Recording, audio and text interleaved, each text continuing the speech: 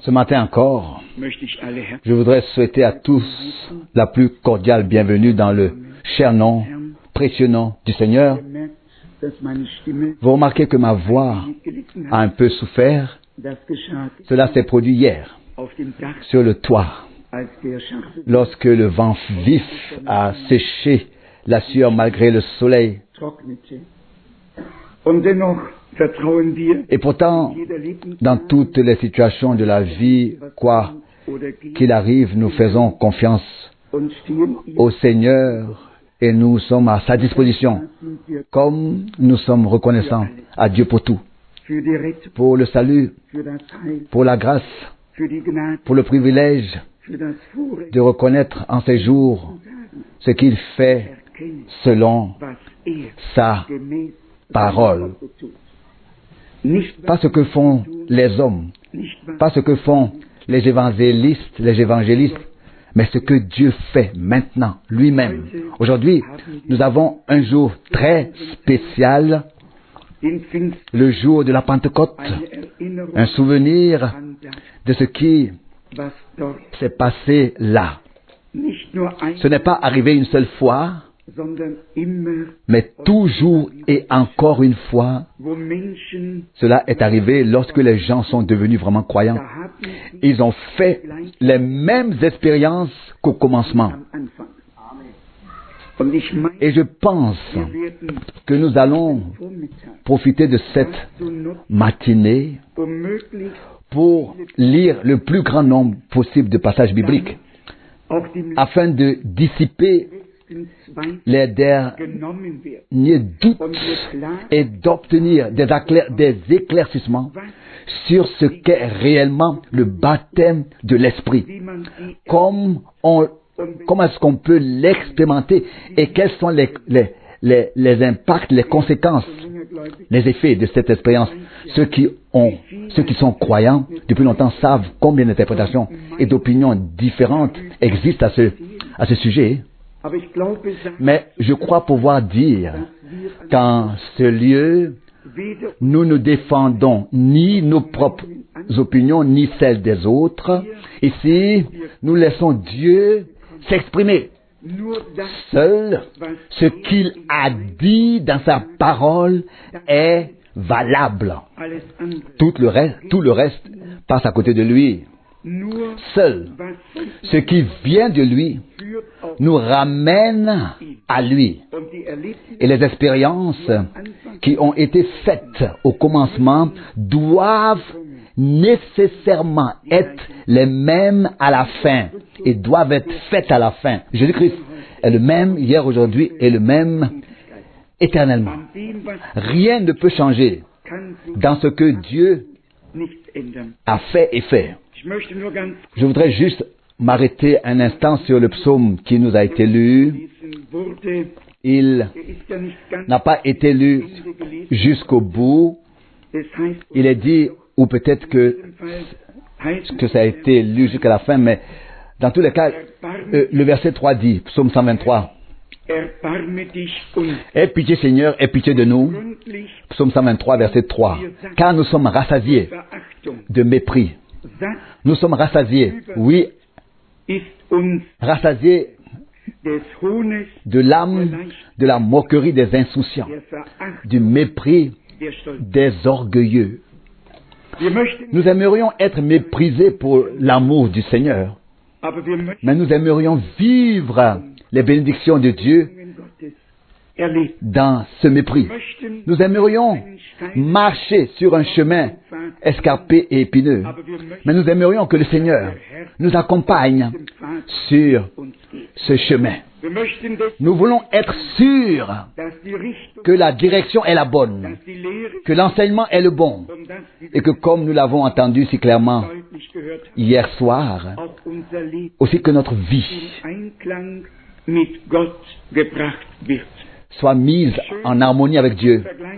Quelle belle comparaison, si je peux encore l'évoquer brièvement, hier soir dans la prédication de Frère Branham. Un mouton est un mouton. Il n'y peut rien. Et voici le mystère, le secret. Il dit, et c'est vrai, un mouton se nettoie tout seul. Celui qui a déjà tendu des moutons ou qui les a regardés, comme je l'ai fait à plusieurs reprises, plus on va loin dans la laine jusqu'à la peau, plus elle devient claire, plus elle est pure. Il faut que vous voyez ça, la laine est de plus en plus pure et claire quand on approche la peau. Nous avons déjà tendu des moutons ici. C'était un plaisir de regarder la peau, comme si elle venait de prendre un bain. Il y avait peut-être encore un peu de saleté à l'extérieur, la saleté de l'étable, la saleté du quotidien, la poussière et tout ce qui va avec. Mais quand on arrivait jusqu'à la peau, c'est comme si elle venait de naître, toute pure, toute douce pour moi. C'était quelque chose de magnifique quand je l'ai entendu hier soir dans la comparaison. Nous pouvons être jetés dans l'étable. Nous pouvons nous être souillés quelque part à l'extérieur. Mais je vous le dis, si vous allez jusqu'au bout, si vous persévérez jusqu'au bout, vous constaterez que nous avons été lavés plus blancs que la neige. Il peut y avoir des taches et des rides à l'extérieur. Mais tout au fond, la chose est propre. Quand vos péchés seraient rouges de sang, ils deviendront blancs de neige, comme la neige. Et quand ils seraient comme l'écarlate, ils seraient comme la laine. C'est écrit dans les Saintes Écritures. Et la même chose, c'est ce que nous avons entendu à propos de la colombe. Personne n'a besoin de prendre un bain ou de s'en occuper, de donner un bain à une colombe ou bien de s'en occuper. Cela se fait de l'intérieur, pas vers l'extérieur. Dieu y a veillé. Puissions-nous, en ces jours, sous le coude de la proclamation de la parole, faire de telles expériences avec Dieu, que notre nature soit en accord avec la nature de l'Esprit, soit semblable à la nature de l'Esprit, que nous devenions participants de la nature divine, que notre nature soit celle même de Jésus-Christ lui-même. Nous l'avons clairement entendu. Vous les reconnaîtrez à leurs fruits. Et c'est à cause du fait qu'à notre époque, il y a tant de charisme, de charismatiques, tant de choses qui sont attribuées à l'Esprit de Dieu, bien qu'on l'aille dans les directions les plus diverses, bien qu'on aille, dans les directions les plus diverses. Les vrais croyants ont eu aussi pris un peu peur. Et ils se demandent, oui, c'est vrai ou bien c'est pas vrai? Est-ce que c'est réel ou pas? Est-elle provoquée par l'homme? Est-ce que l'atmosphère est-elle créée artificiellement ou est-ce c'est l'Esprit de Dieu qui est vraiment à l'œuvre? Il y a plusieurs questions. Et je voudrais déjà anticiper un peu et lire l'épître aux Corinthiens pour vous montrer que là où un autre évangile est annoncé, aussi un autre esprit est à l'œuvre, mais que là où le véritable et authentique évangile est annoncé, seul le véritable et authentique esprit de Dieu peut être à l'œuvre. D'une même source, il ne peut pas à la fois sortir de l'eau douce et amère. Toute fausse proclamation provient en effet d'une fausse inspiration. Et cette fausse inspiration provient déjà d'une toute autre source. Ainsi, là où le véritable évangile est annoncé, comme il était dans le christianisme primitif, là, l'Esprit de Dieu est à l'œuvre. Il est actif. Là où il est annoncé tout un autre évangile, où un autre Jésus est annoncé que celui ou l'évangile que Paul a annoncé, là ce sont d'autres esprits qui sont à l'œuvre. Comprenons donc cela très clairement, afin que tout doute et toute incrédulité, toute incertitude soit éliminée et que nous obtenions une clarté totale. C'est à dessein que je vais lire et parler lentement, même pour des raisons de traduction, mais laissez, s'il vous plaît, la parole pénétrer profondément dans votre âme. 2 Corinthiens chapitre 11, verset 4. 2 Corinthiens chapitre 11, verset 4. Car si quelqu'un se présente à vous pour vous annoncer un autre Jésus que celui que nous avons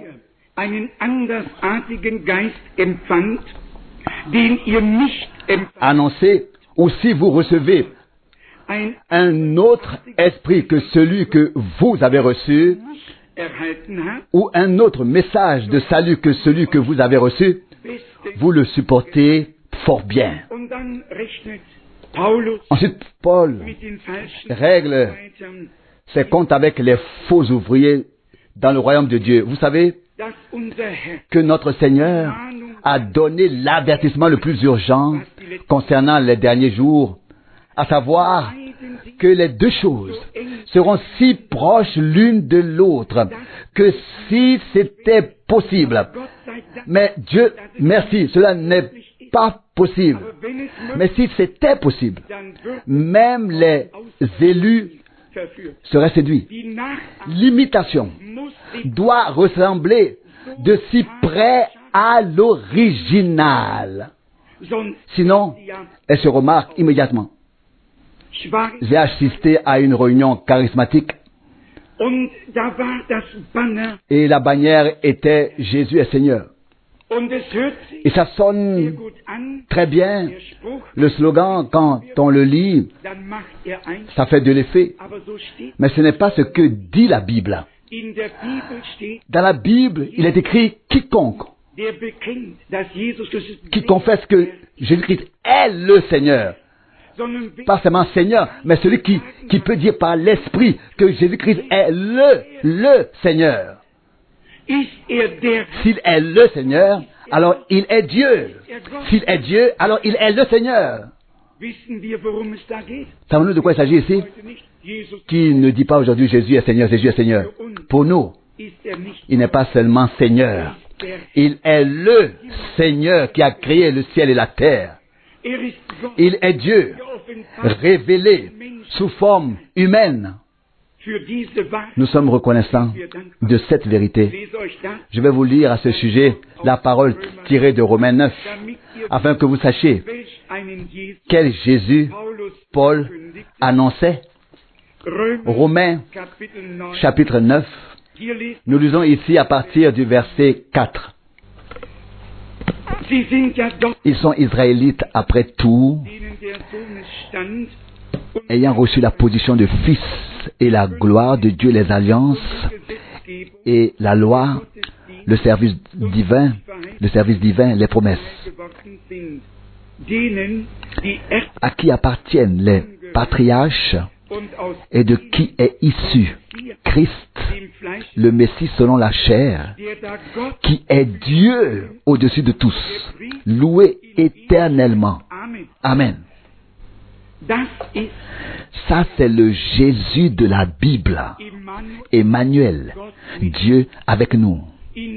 En lui a habité corporellement toute la plénitude de la divinité. Je lis à ce sujet dans 1 Jean, chapitre 5, le verset 20. Mais nous savons que le Fils de Dieu est venu et qu'il nous a donné l'intelligence afin que nous connaissions le véritable. Et nous sommes dans le véritable, dans son Fils, Jésus-Christ. Celui-ci est le vrai Dieu et la vie éternelle, le Dieu véritable et la vie éternelle. Remarquez maintenant ce qui préoccupait Paul lorsqu'il devait écrire, et plus précisément aux Corinthiens, qui avaient d'abord été tellement bénis par l'Esprit et qui possédaient tous les dons de l'Esprit. Il n'y avait pas d'autre église à cette époque où Paul aurait écrit sur les dons de l'Esprit comme il l'a fait à l'église de Corinthe, en particulier au chapitre 12 et au chapitre 14. Et il doit constater plus tard qu'une déviation a eu lieu dans une direction. Et il donne alors cet avertissement.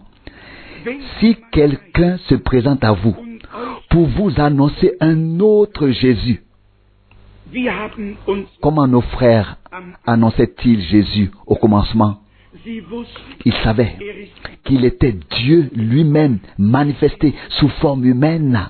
Ils l'ont entendu dire, celui qui m'a vu a vu le Père. Ils le connaissaient. Il connaissait ces passages bibliques et il le savait sur la base de la révélation. Car notre Seigneur dit, ou a dit, et dit encore aujourd'hui, Père, je te rends grâce, je te remercie je te loue de ce que tu as caché ces choses aux sages et aux intelligents, mais tu l'as révélé aux tout petits. Pour que nous puissions continuer tout de suite, veuillez retenir dans votre mémoire et dans votre cœur que là où un autre Jésus est annoncé comme une autre personne, comme n'étant pas le vrai Dieu, le Dieu véritable, une autre personne, un autre Jésus, on a un autre évangile. Et là, il y a un autre esprit qui est à l'œuvre. Mais si le même Jésus, le même évangile, si toutes les choses sont prêchées exactement comme elles l'ont été au commencement, alors vous ne devez pas craindre qu'un autre esprit soit à l'œuvre. Là où il y a le sang de l'agneau, l'Esprit de Dieu et la parole de Dieu, il n'y a pas de place pour un autre esprit. C'est là que l'Esprit de Dieu au Père agit au milieu de ceux qui ont confiance au Seigneur. J'espère que cela nous aidera à nous débarrasser de nos doutes et à nous donner à Dieu, à nous consacrer, à nous ouvrir pour pouvoir être ensuite baptisés d'esprit et de feu. Nous lisons dans le 2e chapitre des Actes des Apôtres, Actes des Apôtres chapitre 2, du verset 1 au verset 4, la parole bien connue. Quand le jour de la Pentecôte fut arrivé, ils étaient tous ensemble dans un même lieu. Tout à coup, il s'éleva du ciel un bruit, comme celui d'un vent impétueux et puissant, et il remplit toute la maison où ils se trouvaient. Des langues leur apparurent comme du feu, se divisant en petites flammes, et une se posa sur chacun d'eux. Ils furent tous remplis du Saint-Esprit et se mirent à parler en d'autres langues selon que l'Esprit leur donnait de s'exprimer. Nous constatons que l'Esprit de Dieu était ici à l'œuvre. Aucun homme n'a aidé, personne n'a secoué la tête de l'autre en disant « Parle, parle, parle ». Non, ces vases vides, ces croyants en attente, étaient ouverts devant Dieu, dans l'attente de recevoir ce que le Seigneur avait promis. Ils ont réellement reçu quelque chose, effectivement, à savoir le Saint-Esprit. Le Saint-Esprit est une substance divine. Ce n'est pas une idée, c'est la vie divine. La même vie qui était en Christ est revenue sur l'Église le jour de la Pentecôte. Ce n'était pas une idée, c'était le retour de la vie divine dans ceux qui ont été rachetés par Dieu. Frère Schmidt m'a permis d'enlever ma veste. J'espère que vous ferez tous de même. Si nous nous plongeons dans cette parole et que nous avons une faim de vivre, d'expérimenter Dieu de la même manière, non pas en imitant quelque chose, mais en recevant de Dieu. Je vous le demande très sincèrement. Êtes-vous convaincu de tout cœur que Jésus-Christ baptise encore aujourd'hui d'esprit et de feu? Est-ce encore vrai aujourd'hui, valable aujourd'hui? Est-il toujours le même aujourd'hui? Il doit être le même. Il ne peut pas changer. Les gens, les circonstances, les temps peuvent changer. Mais il demeure, il reste le même, hier, aujourd'hui et pour l'éternité. Si nous croyons qu'il baptise encore aujourd'hui d'esprit et de feu, faisons un pas de plus. Qui croit qu'il peut le faire aujourd'hui? Aujourd'hui, ici, en ce lieu, que nous pouvons vivre aujourd'hui une expérience surnaturelle, sans effort de notre part, mais en nous consacrant et en nous abandonnant totalement à Dieu, en nous mettant à sa disposition afin qu'il puisse faire avec nous ce qui lui plaît. Il y a une chose que nous devons tous nous laisser dire et que nous devons attendre, des choses auxquelles nous devons nous attendre. Donc, des choses surnaturelles sont liées à un baptême biblique de l'esprit. Il peut y avoir des visions, il peut y avoir de la prophétie, il peut y avoir du parler en langue. Avec chaque baptême de l'esprit est lié un processus surnaturel. Un processus que tu ne provoques pas, mais auquel tu participes, car tu te mets à disposition de l'Esprit de Dieu. Et il entre en toi pour pouvoir ensuite se manifester en toi et à travers toi. C'est ce qui nous est dit et montré ici. Il est dit, il leur apparut des langues. Au verset 3, des langues leur apparurent comme du feu se divisant en petites flammes, et une se posa sur chacun d'eux. Ils furent tous remplis du Saint-Esprit et se mirent à parler en d'autres langues, selon que l'Esprit leur donnait de s'exprimer. Ce qui a été dit se faisait par la bouche des croyants. Dieu avait touché la langue des croyants avec le feu de l'Esprit, l'avait purifié et avait donné ensuite l'onction à ce feu pour pouvoir ensuite proclamer les grandes œuvres de Dieu. Lisons dans le même chapitre du verset 12, peut-être les deux versets, le verset 11 et 12. Actes 2, versets 11 et 12. Juifs de naissance et païens ayant adhéré au judaïsme, crétois et arabes, nous les entendons proclamer dans nos langues les grandes œuvres de Dieu. Ils étaient tous dans l'étonnement et ne sachant que penser, ils se disaient les uns aux autres, que veut dire ceci? Jusqu'ici pour ces passages bibliques de l'Écriture.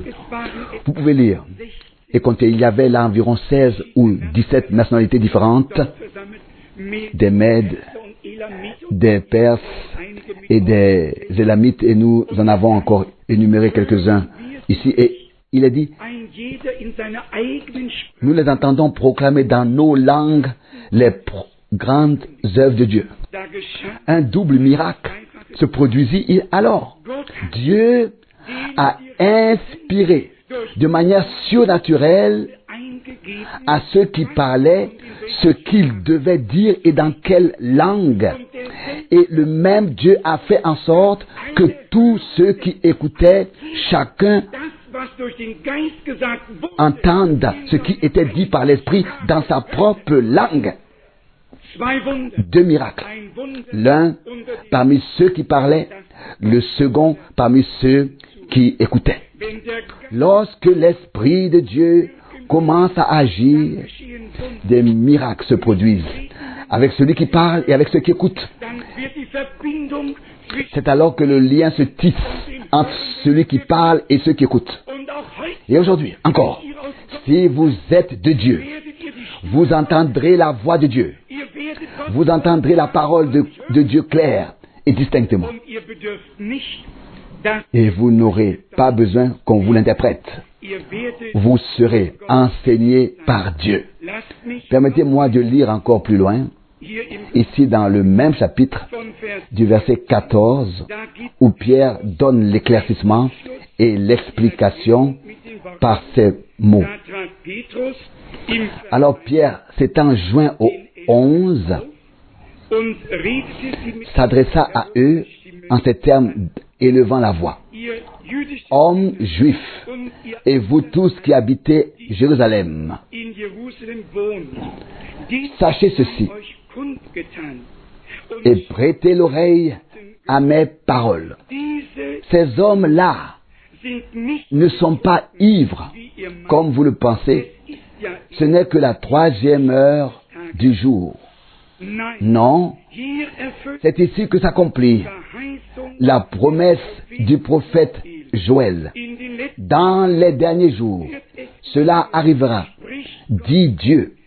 Je répandrai mon esprit sur toute chair, de sorte que vos fils et vos filles prophétiseront, que vos jeunes gens auront des visions et que vos vieillards recevront des révélations en songe. Je suscite cette sainte et précieuse parole de Dieu. Nous constatons que dans l'Ancien Testament, il n'était pas seulement parlé de l'effusion du Saint-Esprit, pas seulement que la promesse a été donnée, mais il a été également écrit et décrit ce que cette promesse, une fois accomplie, impliquait, ce qu'elle contenait et ce qui serait ainsi manifesté. Des visions, des révélations, des prophéties, comme nous l'avons lu ici. Dieu fait des choses surnaturelles lorsqu'il baptise d'esprit et de feu. Et nous nous y attendons tout simplement, car Dieu est un Dieu surnaturel et veut se révéler à nous de manière surnaturelle. Bien sûr, nous devons lui faire entièrement confiance. Si c'est envers Dieu, la peur n'a pas de place, n'a pas sa place. Notre Seigneur a dit, si vous qui êtes mauvais pouvez donner de bons dons à vos enfants, à combien plus forte raison le Père Céleste donnera, le Père dans les cieux donnera-t-il le Saint-Esprit à ceux qui le lui demandent. Et si nous qui sommes mauvais ne donnons pas de pierre, de serpent ou de scorpion à nos enfants qui nous demandent du pain, nous le savons déjà en tant que parents terrestres. Combien moins Dieu, il donnera ce que nous lui demandons sincèrement. Et c'est d'autant plus que nous avons des promesses sur lesquelles nous nous appuyons, Et je pense à la pensée que frère Branham a exprimée hier, à la pensée. Il dit simplement de se détendre dans la présence de Dieu. Non pas se présenter devant Dieu dans une position, une situation, une humeur et une position particulièrement tendue, mais simplement en louant et en remerciant ouvertement devant le Seigneur. Et la plupart des baptêmes de l'Esprit dont j'ai été personnellement témoin ont eu lieu là, où les gens avaient reçu l'assurance de leur salut et louaient le sang de l'agneau remerciait pour le salut et continuait à remercier jusqu'à ce que l'Esprit de Dieu, les remplisse et qu'ils parlent alors dans d'autres langues ou quoi que ce soit d'autre. Ce n'était pas là où on frappait du poing sur la chaise. Non, ce n'était pas là. Là, c'était une crampe. Ce n'était pas correct. Mais là où complètement détendu, on vivait la rédemption. On recevait la certitude du salut. Et je ne sais pas si cette question est appropriée parmi nous. Mais cela m'intéresserait de savoir si nous connaissons tous un jour dans notre vie où nous avons prié jusqu'à la certitude du salut, où ce n'est pas quelqu'un qui t'a dit, mais l'Esprit de Dieu qui a témoigné à ton esprit que tu es devenu un enfant de Dieu. Qui a fait l'expérience de la joie, de la rédemption, que tu as poussé des cris de joie, que tu as exulté, que tu as même adoré de tout ton cœur, sans aucun doute, sans aucun effort. Bien-aimés, croyez-moi, nous devons expérimenter Dieu en toutes choses, le vivre personnellement, comme nos frères et sœurs l'ont vécu au commencement. J'ai encore cette lettre sur mon bureau. Une chère sœur présente ici aujourd'hui a écrit avec un certain chagrin intérieur: Frère Franck, qu'est-ce que les nombreux sermons que nous avons entendus et lus ont réellement pu faire pour nous, ont réellement pu opérer en nous? Qu'est-ce qu'ils ont pu opérer en nous? Et je me pose la même question. Qu'est-ce que la parole de Dieu a pu faire pour nous, a pu faire en nous, a pu produire en nous? Tout ce que nous entendons. Puisse-t-il y avoir aujourd'hui un jour comme celui que Pierre a vécu dans la maison de Corneille, où les gens deviennent croyants, sont justifiés, reçoivent le pardon, ont la certitude du salut et sont tellement pénétrés que même le Saint-Esprit pourrait tomber et nous remplir tous. S'il vous plaît, mettez de côté toute incrédulité, toute incertitude, tout doute. Ne regardez pas ou ne pensez pas aux choses qui ont été mal faites et mal gérées, mais croyez de tout cœur que Dieu est capable de réparer tout dommage et de donner ce dont nous avons besoin aujourd'hui. Le Seigneur est le même. Il baptise d'esprit et de feu, dans l'esprit et le feu. J'ai vu des centaines de personnes se faire baptiser par l'esprit il y a des années. Lorsque le temps est venu de traduire et de porter le message, donc l'accent a naturellement été mis sur la prédication. Mais je veux dire que nous croyons que la prédication doit être équilibrée, qu'elle doit tout inclure, qu'elle ne peut que rien ne peut manquer, qu'elle ne peut manquer de rien. Car imaginez-vous qu'il arrive que le Seigneur revienne et que je doive accepter, recevoir le reproche de votre part que nous n'étions pas préparés, pas prêts, et que nous n'avons pas assisté à l'achèvement.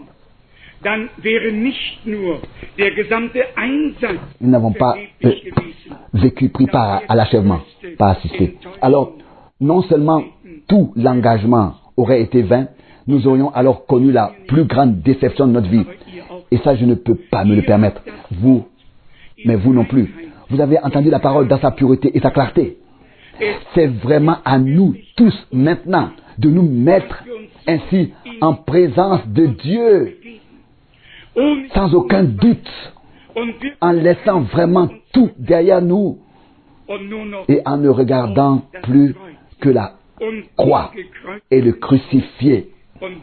Et comme je l'ai dit tout à l'heure, nous obtenons le plus rapidement le lien là où Dieu l'a établi avec nous, l'a rétabli avec nous, c'est-à-dire par la croix de Golgotha, par le sang versé de l'agneau. Lorsque le sang a été versé, Dieu s'est réconcilié avec l'humanité. C'est alors que Dieu a apporté la paix à ceux qui étaient proches et la paix à ceux qui étaient loin. C'est là qu'il a ôté l'inimitié et offert la réconciliation. Paul l'a résumé ainsi. Dieu était en Christ et a réconcilié le monde avec lui-même. C'est là que nous trouvons le plus rapidement le lien avec Dieu. Lorsque nous avons devant les yeux la croix et le sang versé de l'agneau par lequel nous avons été rachetés. Et je voudrais encore dire ceci. J'ai pensé à cela lorsque frère Branham a fait les comparaisons et qu'il a d'abord vu et condamné tous les autres dans ce restaurant, comme il se doit. Et soudain, il a eu une vision. Soudain, il a vu quelque chose comme un brouillard et il s'est vu dans cette vision faire tant de choses qui n'étaient pas justes devant Dieu. Et cela lui vint à l'esprit. Je t'ai pardonné toutes ces choses et tu veux leur imputer. Remarquez-vous que Dieu lui-même peut montrer à un prophète qu'il était lui aussi à côté de la plaque, qu'il a lui aussi fait des choses qui ne plaisaient pas à Dieu et qu'il est lui aussi devenu coupable comme tous les autres. Qu'a fait Isaïe lorsqu'il a été placé en présence de Dieu? Il a pourtant crié, n'est-ce pas, de toutes ses forces. Seigneur, je suis un homme aux lèvres impures. J'habite au milieu d'un peuple aux lèvres impures.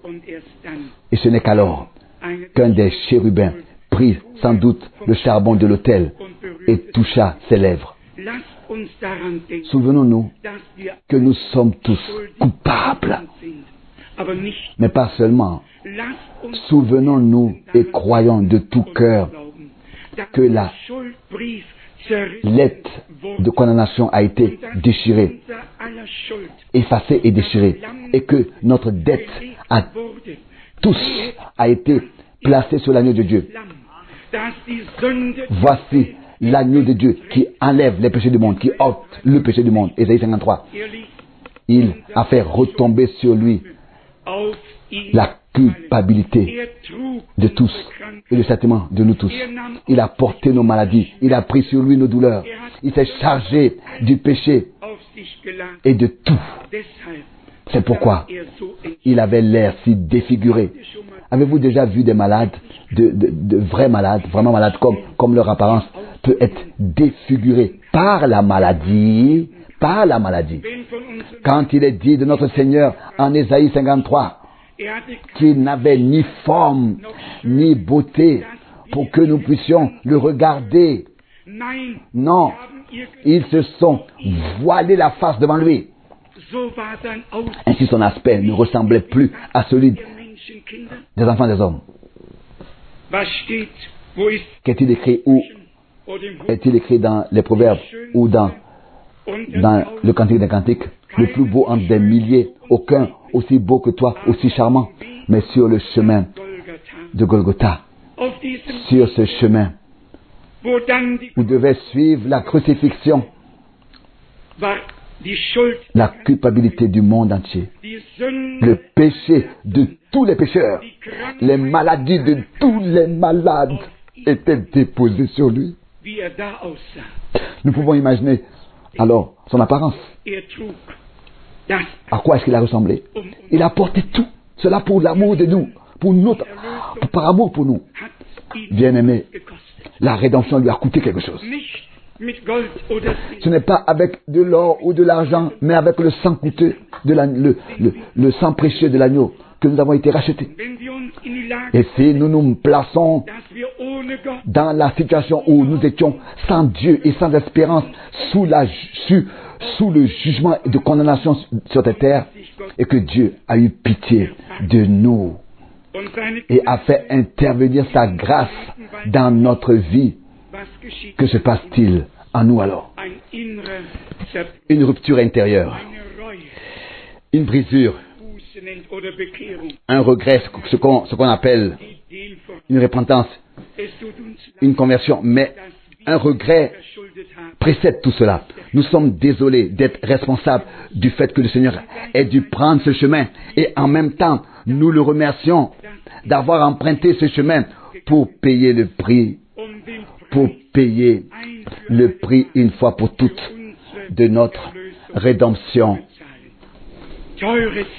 Cher cœur, ne travaille plus à ta rédemption. Entre dans le repos de Dieu.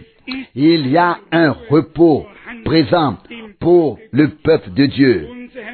Notre Seigneur dit encore aujourd'hui, venez à moi vous tous qui êtes fatigués et chargés. Je vous donnerai du repos. Je vous donnerai du rafraîchissement, du repos pour vos âmes. Aujourd'hui encore, nous pouvons faire l'expérience avec Dieu. Revenons à notre texte sur l'expérience de la Pentecôte. Mais tout cela va de pair. Le vendredi saint, j'entends par là la crucifixion, la résurrection, la montée au ciel du Seigneur, l'effusion du Saint-Esprit ensuite. Tout cela fait partie du grand plan de salut de Dieu pour nous. Et nous ne pouvons pas dire, j'accepte l'un et j'ai pas besoin de l'autre. Tout. Le plein évangile, le plein salut. Les rachetés ont le droit de vivre et de recevoir tout ce que le Rédempteur nous a acquis et mis à notre disposition. Lisons ici de Actes des Apôtres, le chapitre 2, le verset 32 et 33 maintenant. C'est ce Jésus que Dieu a ressuscité. Nous en sommes tous témoins. Ayant donc été élevé par la droite de Dieu et ayant reçu du Père le Saint-Esprit promis, il l'a maintenant, comme vous le voyez et l'entendez, vous-même répandu ici. Avez-vous tous lu? Voyez d'abord la manifestation de Dieu dans le Fils, dans la chair, sous forme humaine, et ensuite la manifestation de Dieu dans le Saint-Esprit. Et Jésus est celui qui a reçu le Saint-Esprit ici dans son corps de chair, sur lequel il est resté. Je vais vous le lire. Ce sont en effet des choses que nous devons simplement savoir pour savoir ensuite comment classer les différents passages bibliques. Dans Matthieu chapitre 3, du verset 11, il est écrit, Matthieu 3, verset 11, « Je vous baptise d'eau seulement pour la repentance, mais celui qui vient après moi est plus fort que moi, et je ne suis pas assez bon pour lui ôter ses souliers. Il vous baptisera du Saint-Esprit et du feu. » Avons-nous entendu cela? De même, lorsque Jésus a accompli l'œuvre de la rédemption, qu'il a enseigné ses disciples pendant 40 jours, qu'il les a bénis en levant les mains, et que pendant qu'il les bénissait, il a été élevé au ciel. Alors, il a reçu, ou bien alors, à sa disposition. Mais je vous fais le lire pour que cela soit écouté comme c'est écrit et pas ma formulation. Actes des Apôtres 2, verset 32. C'est ce Jésus que Dieu a ressuscité, nous en sommes tous témoins. Ayant donc été élevé par la droite de Dieu et ayant reçu du Père le Saint-Esprit promis, il l'a maintenant, comme vous le voyez et l'entendez vous-même, répandu ici. Si nous voulions entrer dans ce sujet, nous pourrions encore être ici demain à 7 heures. Juste quelques passages bibliques de mémoire. Il a mis l'esprit de son Fils en nous, afin que nous puissions dire Abba Père. Il s'agit bien de la position de fils, de la relation entre père et enfant. Dieu a fait en Christ le Fils le commencement de cette nouvelle création divine. Il est le premier-né entre plusieurs frères. Pourquoi est-il écrit la promesse du Père? Pourquoi pas la promesse de Dieu? Pourquoi donc? Et je vous lis tout de suite ici la promesse du Père. Actes des Apôtres, chapitre 1, verset 4. Et comme il était assemblé avec eux, il leur commanda de ne point s'éloigner de Jérusalem, mais d'attendre la promesse du Père. Que devait-il se passer ici? De même que Jésus, dans la chair, en tant que Fils de Dieu, a reçu l'Esprit après avoir été baptisé, et qu'il parla en tant que Fils de Dieu, premier-né entre plusieurs frères. Il nous appartient d'accomplir toute justice. Après que Jean l'eut baptisé, les cieux s'ouvrirent et l'Esprit descendit sous la forme d'une colombe. Et de quoi s'agissait-il? Celui-ci est mon Fils bien-aimé, en qui j'ai mis toute mon affection. Regardez, aux yeux de Dieu, avant même la fondation du monde, Dieu nous a choisis et élus en Christ et nous a prédestinés à devenir nous aussi des fils et des filles de Dieu. Maintenant, lui, en tant que fils, il devait recevoir l'Esprit pour ensuite le transmettre à tous les fils et les filles de Dieu. Nous sommes devenus des fils et des filles de Dieu par la foi en Jésus-Christ notre Seigneur. Beaucoup reçoivent une onction, mais ce Saint-Esprit-là, que les enfants de Dieu la reçoivent, il conduit dans toute la vérité. Ce n'est pas seulement une onction, mais c'est l'Esprit de vérité qui conduit dans toute la vérité tous ceux qui sont nés de lui. Continuons à lire Matthieu 3, à partir du verset 13. Matthieu 3, verset 13. Pour que vous sachiez que c'est ainsi que c'est écrit et que cela s'est passé ainsi aussi. Matthieu 3, verset 13. En ce temps-là, Jésus vint de Galilée au Jourdain vers Jean pour être baptisé par lui. Mais celui-ci ne voulut pas lui obéir et dit, « C'est moi qui ai besoin d'être baptisé par toi, et tu viens à moi ?» Mais Jésus lui répondit, « Qu'il en soit ainsi pour cette fois, car il nous appartient d'accomplir toute justice. » Alors Jean lui céda. Or, lorsque Jésus eut été baptisé et qu'il fut sorti de l'eau, voici que les cieux s'ouvrirent à lui, et il vit l'Esprit de Dieu descendre comme une colombe et venir sur lui. Et voici qu'une voix retentit dans les cieux. Celui-ci est mon Fils bien-aimé, en qui j'ai trouvé tout mon bon plaisir. Comprenons-nous de quoi il s'agit? Nous l'avons déjà souligné et relevé à plusieurs reprises dans ce lieu. En Jésus-Christ, Dieu a fait le début, le commencement d'une nouvelle création spirituelle.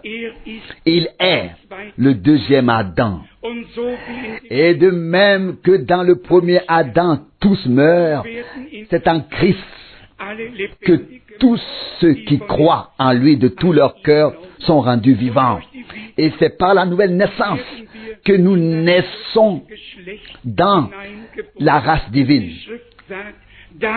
L'Écriture dit, puisque nous sommes donc de race divine, nous ne sommes pas seulement une race humaine. Si nous sommes nés de nouveau, nous participons ainsi à la nature divine. Nous sommes la race divine, roi et sacrificateur de notre Dieu et Père. Car c'est à cela que nous avons été destinés. Et de la même manière que Jésus a emprunté le chemin de l'obéissance jusqu'à la mort sur la croix, afin d'annuler la première désobéissance qui a eu lieu dans le jardin d'Éden, il a été obéissant jusqu'à la mort sur la croix. Le chemin de l'obéissance et le chemin de la foi sont aussi ton chemin et le mien. Il n'y a pas de chemin de foi sans obéissance et pas de chemin d'obéissance sans foi. Il faut faire le lien entre ces deux choses.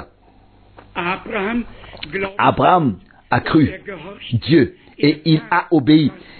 Dieu, il fit ce que Dieu lui avait ordonné. Prends ton fils unique, celui que tu aimes, et offre-le en sacrifice dans le lieu que je t'indiquerai. Jésus a obéi. Et lorsqu'il a été baptisé, le ciel s'est ouvert. Et voici que l'Esprit descendit sur lui pour revendiquer le corps terrestre. Car les Écritures disent, il fut trouvé semblable à nous. Donc comme nous, il mangeait et buvait, il était fatigué, il s'affaiblissait, il dormait, il était homme parmi les hommes.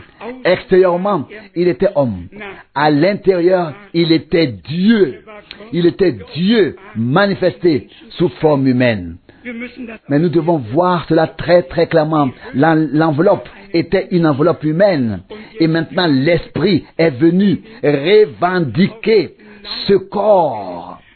De même, l'Esprit de Dieu doit venir sur nous et entrer en nous, établir sa demeure en nous, afin que par la puissance de l'Esprit, ce corps terrestre aussi puisse également être changé. Car c'est bien ce qui est écrit.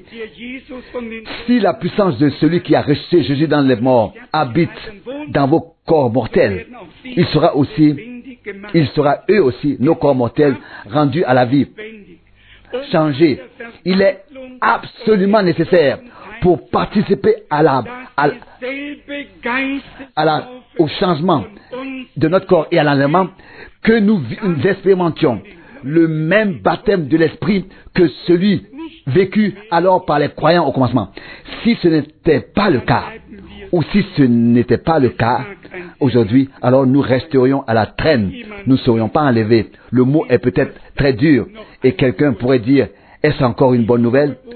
La bonne nouvelle, le message joyeux n'est pas constitué de vérité partielle que nous mettons ainsi de côté et que nous considérons comme juste pour les autres, ou bien certains points. Non, le plein évangile est constitué de tout ce qui en fait partie.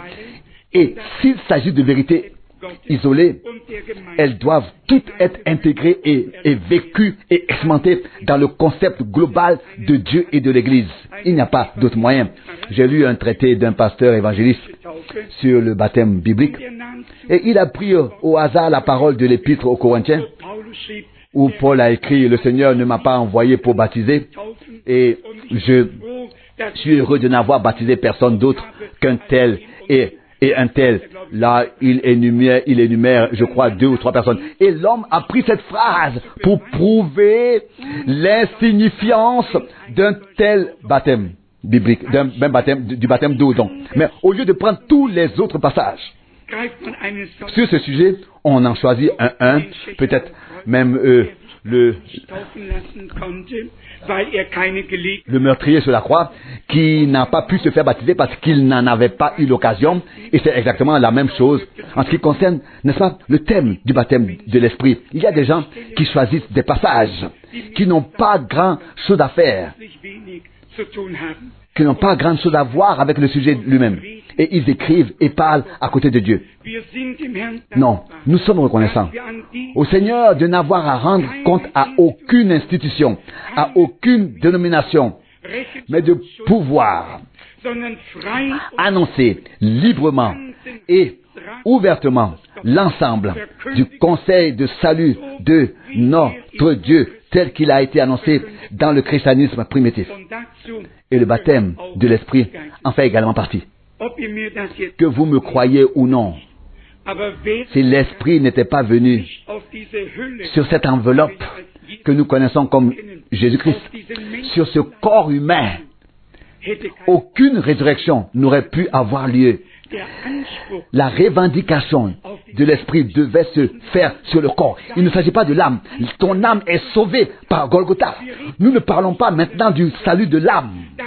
Le sang a ainsi déjà fait le travail. Comprenez-vous cela? S'il s'agit du pardon, le pardon n'est pas dans le baptême du Saint-Esprit. Il n'est pas non plus dans le baptême d'eau. Le pardon des péchés se trouve dans le sang de l'agneau. Avons-nous compris cela? Le pardon, la rédemption, la réconciliation, le salut, la grâce, tout cela nous a été donné par le sang de l'agneau. Mais ensuite, il faut aller plus loin. Dans un premier temps, le passé est réglé, d'accord? Le registre des péchés est effacé, la reconnaissance de dette est déchirée. Mais maintenant, l'Esprit de Dieu commence à renouveler notre vie, à accomplir la nouvelle naissance, à opérer la nouvelle naissance en nous. Et puis, une fois que cela est fait, la faim monte dans notre âme, d'être rempli ensuite de la puissance d'en haut. De la puissance d'en haut. Et cette puissance d'en haut a en fait de très nombreux domaines. À commencer par le service. Dans l'Église, les frères du christianisme primitif ont été revêtus de la puissance d'en haut, dotés de la puissance de l'Esprit, afin de pouvoir poursuivre le ministère de Jésus lui-même. Selon la parole de l'Écriture, les œuvres que j'ai faites, vous les ferez aussi. C'est ce que le Seigneur a dit. Et c'est ce qui devait arriver en soulignant, et c'est ce que Jésus a souligné très clairement et en disant, restez à Jérusalem. En d'autres termes, ne voyagez pas, ne partez nulle part. Simplement, attendez ici à Jérusalem, jusqu'à ce que vous soyez revêtus de la puissance d'en haut. Alors, vous serez mes témoins à Jérusalem, en Judée, en Samarie, et jusqu'aux extrémités de la terre. Mais s'il s'agit de notre désir d'être enlevé, cela ne concerne pas seulement les frères qui servent dans l'Église par la parole, avec la parole. Cela concerne de toute façon tous les croyants. Car, comme nous venons de le dire, il y a dans l'effusion du Saint-Esprit une telle diversité de dons et de fruits, de tâches et de services, d'autorisation, d'enseignement et de consolation. Il y a tant de diversité et de variété dans ce que l'Esprit de Dieu produit chez les croyants, qu'il remplit. Mais en ce qui concerne l'enlèvement en participant, en particulier, il y a quelques passages qui sont si clairs que personne ne peut les ignorer ou les interpréter différemment. Éphésiens, chapitre 1, le verset 13. Éphésiens, chapitre 1, le verset 13. Cela concerne maintenant tous les croyants.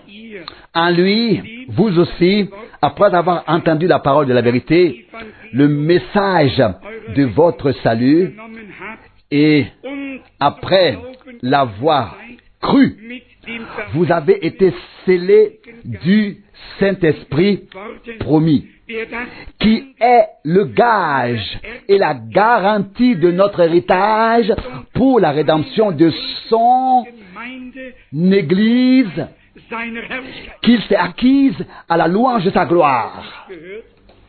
L'avons-nous tous entendu? Ici, l'Esprit de Dieu n'est pas seulement une puissance, n'est pas seulement une onction. Il s'agit ici du sceau.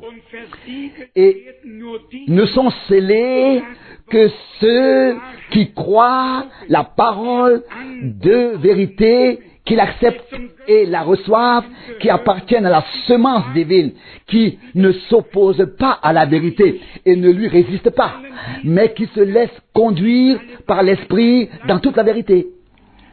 Selon la parole de l'Écriture, sanctifie-les dans ta vérité. Ta parole est la vérité. Puis à son tour, l'autre parole. Recherchez la paix et la sanctification, sans lesquelles personne ne verra le Seigneur. Bien-aimés, lorsque nous pensons à l'imminence du retour de Jésus-Christ, nous devrions nous rendre compte de la gravité de l'époque et de l'importance et de l'urgence de notre expérience avec Dieu, à savoir le baptême du Saint-Esprit. Je ne veux pas l'expliquer en détail ici. Pour ceux qui ne croient pas pleinement à la parole, l'effusion de l'Esprit peut être qu'une onction, une dotation de la puissance d'en haut, un revêtement de la puissance d'en haut, mais pas un scellement.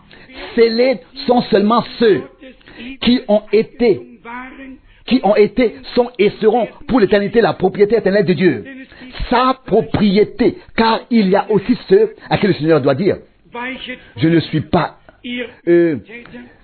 à qui le Seigneur va dire: retirez-vous de moi, vous qui commettez l'iniquité. Mais ils diront: Seigneur, n'avons-nous pas accompli en ton nom de grandes choses, chassé des démons, prophétisé, guéri des malades, etc. Et le Seigneur dira: retirez-vous de moi, vous qui commettez l'iniquité.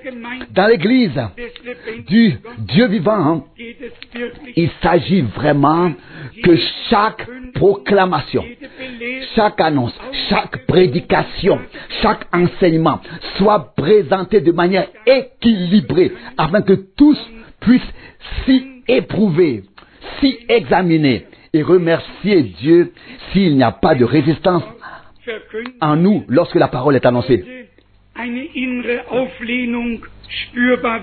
Si une rébellion intérieure se fait sentir, demande au Seigneur de l'éloigner de toi. Ouvre-toi complètement. Laisse entrer la parole et l'esprit.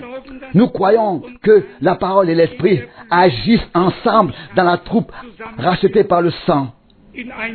Dans un passage du prophète Ésaïe, il est écrit: il m'a envoyé, moi et son esprit, où il a envoyé sa parole et les a guéris. Il existe en effet différentes déclarations qui ont toutes un objectif, à savoir amener les vrais croyants à être préparés pour le jour glorieux du retour de Jésus-Christ, notre Seigneur. Il a été notre modèle ici-bas, dans la chair. Obéissant, il s'est fait baptiser et les cieux se sont ouverts et l'Esprit est descendu. Lui, le premier-né, a reçu l'Esprit et l'a ensuite répandu et le répand ensuite sur tous les fils et filles premiers-nés de Dieu. Nous avons alors la preuve de la filiation, de la position de fils, de la position de fils.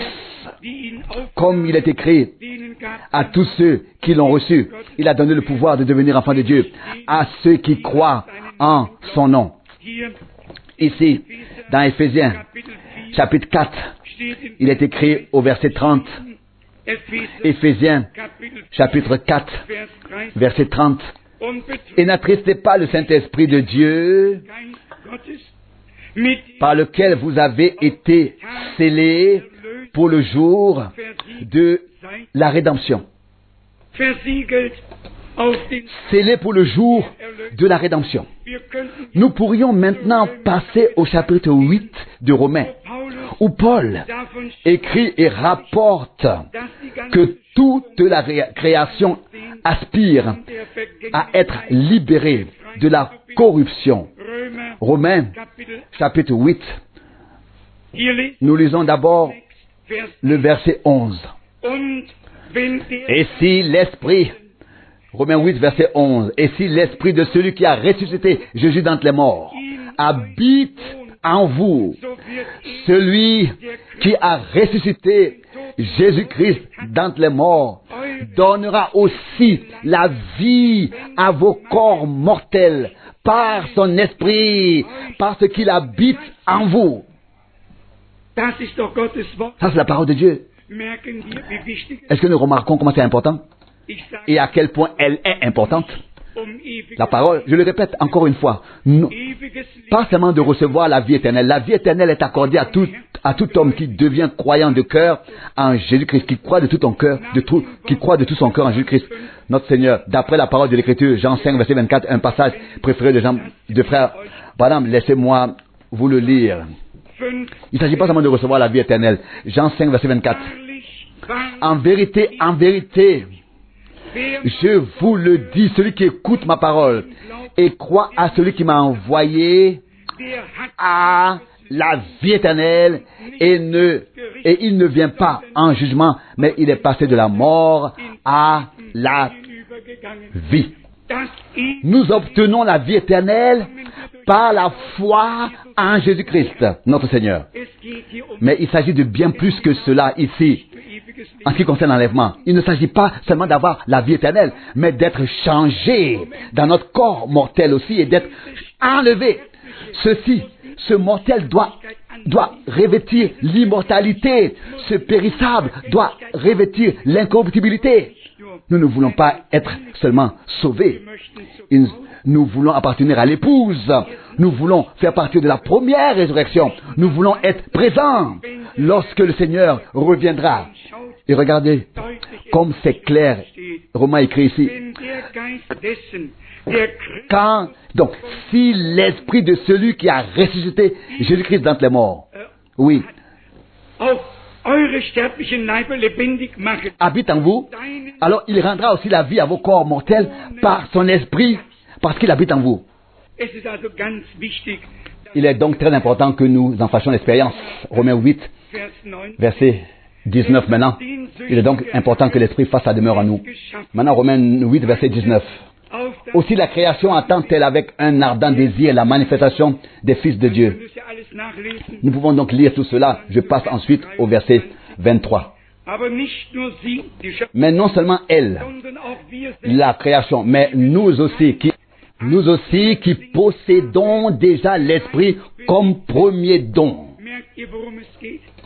Vous voyez de quoi il s'agit? Lui, le premier, et nous, les prémices. L'Esprit est le premier don. Le don qui est accordé aux prémices. C'est-à-dire le même esprit que le Fils de Dieu portait en lui. C'est ce même esprit que tous les fils et toutes les filles de Dieu portent en eux. Paul a dit alors dans Éphésiens 5, il y a ici un grand mystère. Je l'attribue au Christ et à l'Église. La chair de sa chair et les os de ses os. Que sommes-nous? Nous sommes la parole issue de la parole, l'esprit issu de l'esprit. Nous sommes devenus un avec Dieu par Jésus-Christ, notre Seigneur. Une seule chose. Il est également écrit ici, la deuxième partie du verset 23. Nous qui possédons déjà l'esprit comme premier don, nous gémissons de même en nous-mêmes, attendant la manifestation de la stature de Fils, c'est-à-dire la rédemption de notre corps. Notre âme est rachetée, est sauvée, elle ne peut pas vieillir, elle ne peut plus non plus mourir. Nous avons reçu la vie éternelle dans notre âme. Mais en ce qui concerne le corps, il n'y a pas de différence, croyant ou incroyant. Tous vieillissent, tous deviennent gris, ou bien reçoivent des cheveux blancs, perdent leurs cheveux, on tombe malade, etc. Et un jour, ils doivent tous mourir. Nous devons tous mourir, que l'on soit croyant ou non. Cela n'a pas d'importance. C'est le cours de la vie. Mais ceux qui nous ont précédés attendent le jour glorieux, le matin glorieux, où Jésus reviendra pour prendre les siens auprès de lui à la maison, et nous qui vivons maintenant à la fin des temps, qui comptons maintenant sur l'enlèvement, et j'aimerais bien que vous le confirmiez tous. Croyez-vous vraiment que Jésus reviendra dans cette génération? Je le crois. Je le crois. Et je suis tout à fait honnête à ce sujet. Vous qui me connaissez depuis des années, vous savez que j'ai dit de temps en temps que ce n'était pas encore tout à fait le cas en raison de la prophétie biblique. Si vous me le demandiez aujourd'hui, je devrais dire c'est proche, très proche. C'est à notre porte. Et si vous me demanderiez, oui, peut-on l'exprimer d'une manière ou d'une autre en termes de temps? Non, aucun homme ne peut le faire et Dieu ne veut pas non plus que cela soit fait. Mais je suis convaincu que nous pouvons compter sur les doigts d'une main. Je suis convaincu que nous allons maintenant vers la fin, dans la précipitation, et que les choses qui doivent se faire se feront coup sur coup. Que ce soit dans le domaine politique, dans le domaine économique, dans l'église. Vous savez comment les choses se passent parce que je viens d'y penser. Vous avez entendu hier soir Frère Branham parler de la voiture qu'il a vue en vision et qui n'a plus besoin d'être dirigée, conduite. Maintenant, elle a été présentée à la foire de Hanovre. Elle est représentée ici avec tout ce qu'il faut. Et il dit ici, cette voiture a appris à voir. Elle a été testée et 90%, donc 90% des autoroutes allemandes sont adaptées déjà pour placer cette petite chose au milieu de la chaussée. Et les gens n'ont plus besoin de conduire. Ils peuvent croiser les jambes et se parler. Pour moi, c'est un signe. Quand j'ai entendu cela à la radio, mon cœur a battu un peu plus vite. En 1933, Frère Branham l'a vu. Et maintenant, la voiture a été présentée au salon de Hanovre ici en Allemagne, il y a environ 4 semaines. Nous sommes très proches de la fin. Et je le dis aussi très ouvertement, en ce dimanche de Pentecôte. Frère Branham a dit à l'époque, j'ai vu cette jolie femme assise sur un trône magnifiquement paré, mais cruelle dans son cœur. Et ensuite, sans qu'il y ait eu de révélation à ce sujet, il a noté en note de bas de page, probablement, l'Église catholique romaine. Si vous saviez ce qui se passe dans les milieux religieux, si vous aviez lu les derniers rapports qu'un évêque protestant dans notre pays dit, nous les protestants avons à plaindre de ne pas avoir le chapelet et de ne pas avoir les chaises pour se confesser les péchés, comme dans l'église catholique. Si nous savions ou si nous remarquions que tout va vers Rome via le communisme, que tout est englouti et qu'au milieu de tout cela se trouve l'appel divin. Vous, mon peuple, sortez, séparez-vous, ne touchez à rien d'impur. La masse entière est tout simplement emportée. Ils sont aveuglés. J'aimerais que les pasteurs évangéliques de notre époque ne lisent qu'une seule préface de A à Z, la préface de Martin Luther au prophète Daniel dans la Bible qu'il a traduite. C'est tout ce qu'ils ont besoin de lire. La très ancienne préface au prophète Daniel de la plume de Martin Luther. Et j'aimerais qu'il se trouve un pasteur protestant pour l'imprimer ainsi et l'envoyer à tous ses collègues. Et il faudra alors se demander si les luthériens aujourd'hui sont encore luthériens. Vous m'avez compris? Je voudrais juste faire une comparaison. Il n'y a pas que le premier amour qui se soit perdu. Il y a tellement de politiques religieuses dans tous les domaines. Dans tous les domaines. Et vous l'avez vous-même entendu. Ils appellent à une économie mondiale, à un système mondial, monétaire mondial, au grand homme qui doit alors entrer sur la scène mondiale, Banque européenne, Union européenne, tout. Bien-aimé, Dieu a-t-il ouvert nos yeux? Pouvons-nous voir? Pouvons-nous entendre? Avons-nous un regard pour la prophétie biblique? Ou ne l'avons-nous pas? Dieu merci, nous l'avons reçu.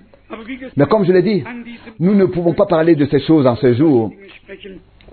Je m'excuse de vous d'avoir mentionné ces choses. Je voudrais juste lire 2 passages des Actes des Apôtres. L'un dans lequel Pierre défend ce qui s'est passé dans la maison de Corneille, et ensuite le récit qu'il en fait au chapitre 11 des Actes des Apôtres. Actes des Apôtres, chapitre 11, du verset 15 au verset 18, où il est écrit ceci. Comme je commençais à parler, le Saint-Esprit se répandit sur eux, comme il se répandit sur nous au commencement. Remarquez cette expression. Notez bien cette expression. Le Saint-Esprit tomba sur eux, comme sur nous, comme il est tombé sur nous au commencement. La même expérience. Le verset 16. Je me souvins alors de la parole du Seigneur qui disait, Jean a baptisé dans l'eau, mais vous serez baptisés du Saint-Esprit. L'Esprit tomba sur les nouveaux croyants comme sur ceux du commencement. De la même manière, dans les Actes des Apôtres, au chapitre 15, du verset 6, nous lisons. Actes des Apôtres 15, verset 6. Les apôtres et les anciens s'assemblèrent donc pour examiner cette question. Après une longue discussion animée, Pierre se leva et leur dit, « Mes frères, vous savez que depuis longtemps déjà Dieu m'a choisi parmi vous pour que les païens entendent par ma bouche la parole du salut et viennent ainsi à la foi. Et Dieu, qui connaît les cœurs, leur a lui-même rendu témoignage en leur donnant le Saint-Esprit comme à nous. » Avez-vous remarqué cela ici aussi? Exactement comme il nous l'a accordé. Juste comme ça. Pas autrement. Pas autrement. Exactement comme ça. Exactement comme il nous l'a donné au commencement. Il n'a fait aucune différence entre eux et nous en purifiant leur cœur par la foi. Si Dieu n'a pas fait de distinction, de différence entre les croyants à Jérusalem, ou bien alors de Jérusalem, ou bien dans la salle haute et les nouveaux venus. Plus tard, doit-il ou va-t-il faire une différence aujourd'hui? Mais écoutez aussi ce qui est souligné ici. Il a purifié leur cœur par la foi. Acceptons donc par la foi qu'il nous ait purifiés. Pouvez-vous le croire? Et puis vous pouvez encore croire quelque chose. Vous pouvez même croire, comme nous l'avons entendu dans la comparaison, si nous sommes des brebis et le troupeau de son pâturage, que même si quelque chose était devenu sale, une purification continue se produit selon la parole de l'Écriture, que celui qui l'a connu se purifie comme il est lui-même pur. Une purification a eu lieu une fois pour toutes. Une rédemption, un pardon, un salut, une grâce. Mais nous pouvons toujours venir et savoir, il est souverain sacrificateur. Il purifie, il sanctifie, jusqu'à ce que nous soyons si purs et si saints que nous pourrons tenir et se juster devant lui. Ne vous inquiétez donc pas. Croyez simplement, comme le disent les Écritures, et en particulier tous ceux qui veulent être baptisés aujourd'hui. Croyez en Jésus-Christ comme votre sauveur personnel. Croyez en lui. Croyez qu'il a pitié, souffert, qu'il a expié, souffert et est mort pour vous là-bas sur la croix. Croyez qu'il vous a aimé, qu'il vous a aussi aimé, qu'il vous a aussi fait grâce et pardonné. Acceptez-le dans la foi en Jésus-Christ. C'est par cette foi que vous êtes justifiés devant Dieu, aux yeux de Dieu. N'essayez pas de vous justifier vous-même. Acceptez de tout cœur la justice divine, puis la justification divine, et dites, Seigneur, je suis coupable, je suis un homme pécheur, et tu es saint. Je ne suis pas digne que tu viennes à moi et que je me rapproche de toi, et que je m'approche de toi.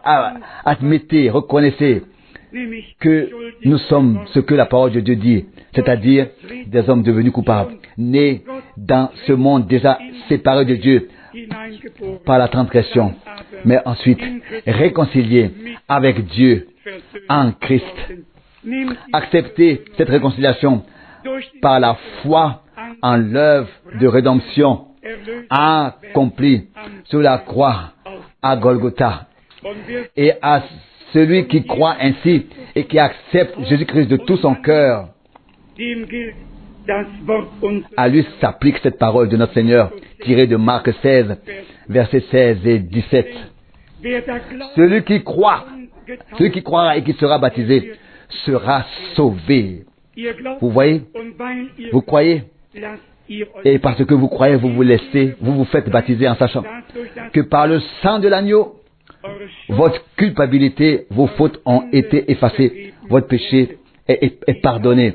Le baptême d'eau est pour la rémission des péchés. À savoir que vous croyez déjà que vos péchés ont été pardonnés, et c'est pourquoi vous vous laissez baptiser. Vous êtes mort avec Christ pour être maintenant enseveli avec lui. Vous qui êtes ressuscité avec lui pour désormais marcher en nouveauté de vie. C'est ce que signifie le baptême, selon Romains, chapitre 6. Que le Dieu Tout-Puissant nous fasse grâce en ces jours et à cette heure encore, afin que nous ayons tous un nouveau courage pour croire et faire confiance au Seigneur. Car je vous le dis, c'est écrit ainsi: celui qui place sa confiance en lui ne sera pas confondu. Celui qui place sa confiance en lui sera justifié. Celui qui croit en lui sera sauvé. Aujourd'hui, nous voulons croire et nous fier à lui et lui faire confiance de tout notre cœur. Il fera bien les choses. Loué soit son Saint-Nom. Amen. Levons-nous pour prier. Père Céleste, nous te remercions de tout cœur parce qu'il y a encore un temps de grâce, parce que tu sauves encore, parce que tu pardonnes encore, parce que tu donnes encore la grâce, parce que tu accordes encore le salut. Ah, sois remercié. Je te remercie pour le sang versé à Golgotha. Je te remercie pour la rédemption par le sang de l'agneau. Je te remercie pour le pardon, pour la paix avec Dieu, pour la vie éternelle, pour le repos que notre âme trouve en toi.